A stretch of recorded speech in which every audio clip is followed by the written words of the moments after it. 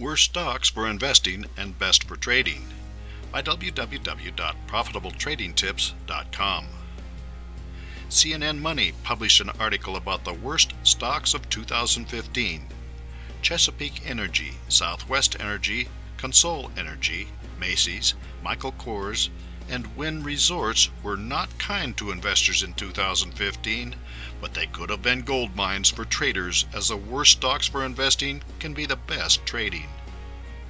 An alarming number of big U.S. stocks lost half their value in 2015. The stunning declines came despite the fact that the broader U.S. market ended the year not far from where it started. But the worst stocks of 2015 include big-name companies like Macy's, Kors, and gambling empire Wynn Resorts. The list of most hated stocks also features a ton of companies slammed by the crash in oil prices.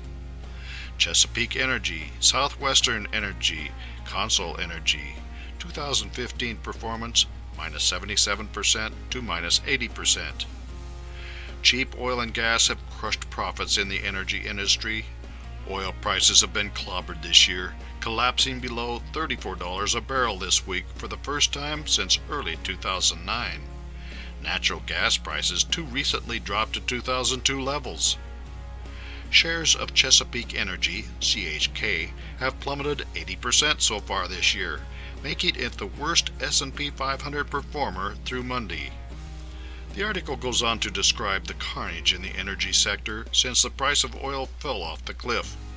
What it does not say is how much money traders made who shorted these stocks or bought put options early in the game.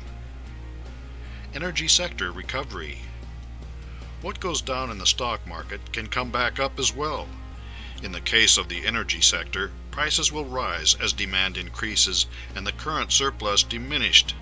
The worst stocks for investing in 2015 as a group were the energy stocks, and they had the potential to be the best for traders.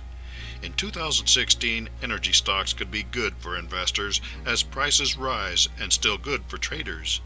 Because timing is always an issue, many traders will use options to trade stocks in this sector in order to contain their risk. When will oil prices rise? Asked Seeking Alpha.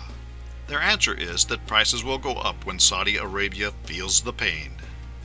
Many OPEC nations, including Saudi Arabia, the United Arab Emirates, Iraq, and Iran, have extremely low marginal costs of production, so they can make a nice profit even if the prices fall well below today's level. However, these countries require much higher prices in order to meet their budgetary commitments.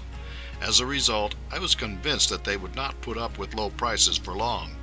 I expected them to cut production and push the market price of oil back into the $60 to $80 per barrel range. Saudi Arabia, however, settled on a surprising strategy. The Saudis decided to keep pumping oil at high levels, knowing that the prices would go much lower.